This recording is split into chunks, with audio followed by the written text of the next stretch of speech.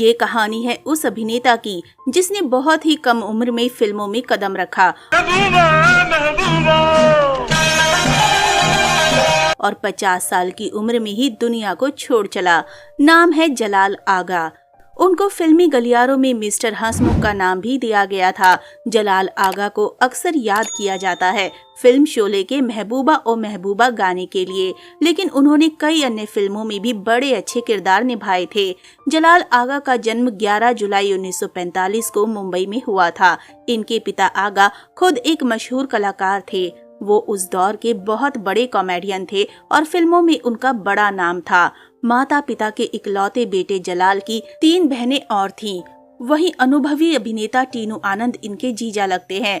आगा साहब फिल्मों से जुड़े थे तो उन्हें कई लोग सलाह देते थे कि वो अपने बेटे को एक्टिंग की ट्रेनिंग दें, लेकिन वो इसके सख्त खिलाफ थे। वो कहते थे कि नहीं, ये पहले पढ़ाई करेगा, फिर इसको जो मन हो वो करेगा। मुगले आजम के सेट से पिता को करवाया बाहर। जलाल जब बहुत छोटे थे तो उनके पिता के दोस्त मशहूर अभिनेता दिलीप कुमार उनके घर आए और उनके पिता आगा से कहा कि आसिफ साहब फिल्म मुगले आजम बना रहे हैं, मैं उसमें शहजादे सलीम का किरदार निभा रहा हूँ, लेकिन मेरे बचपन के किरदार के लिए आपके बेटे की जरूरत है। आगा ने तुरंत इनकार कर दिया। दिलीप कुमार भी कहाँ मानने वाले थे। वो बिना बताए उनके बेटे जलाल को फिल्म के सेट पर ले गए। 3 दिनों तक फिल्म की शूटिंग चली। जलाल के पिता भी सेट पर मौजूद थे, जिस कारण जलाल नर्वस हो रहे थे। तब जलाल ने निर्देशक से कहा कि मेरे पिता को सेट से बाहर कीजिए, तभी मैं शूटिंग कर पाऊंगा। इस बात पर जलाल के पिता को काफी गुस्सा आया था। FTII पुणे से सीखी अभिनय की बारीकियां। आगा बेटे जलाल की पढ़ाई को लेकर काफी गंभीर और सख्त थे।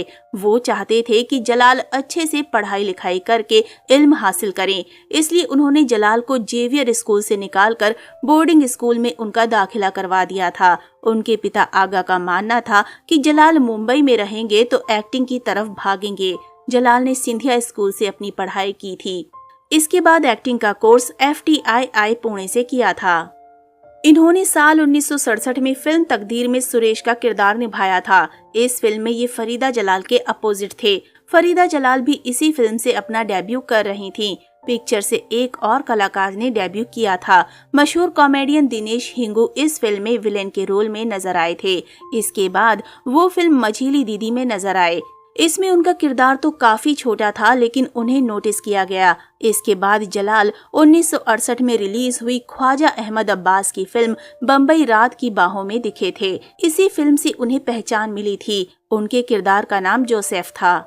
खुददार थे जलाल आगा। जलाल को कभी ये पसंद नहीं था कि उनके पिता के नाम पर उनको फिल्म इंडस्ट्री में काम मिले। जितेंद्र की सुपरहिट फिल्म फर्ज पहले जलाल को ऑफर हुई थी। जलाल आगा ने फिल्म साइन भी कर ली थी, लेकिन जब उनको मालूम हुआ कि ये फिल्म उनके पिता आगा साहब के कहने पर मिली है तो उन्होंने इसमें अभिनय करने से साफ मना कर दिया था। निजी जीवन में रहे परेशान। फिल्मों में तो आगा सफल हो गए, लेकिन निजी जीवन में ये काफी परेशान रहे। उन्होंने मॉडल वेलेरी परेरा से शादी की थी। उस शादी से उन्हें एक बेटा और एक बेटी है। इनकी बेटी का नाम है वेनेसा और इनके बेटे का नाम है सलीम क्रिस्टोफर आगा।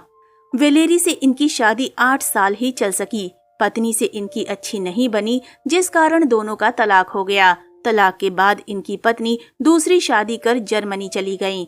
जलाल पैसा जमा किया करते थे कि वो जर्मनी जाकर अपने बच्चों से मिल पाएं। हार्ट अटैक से दुनिया को कहा अलविदा।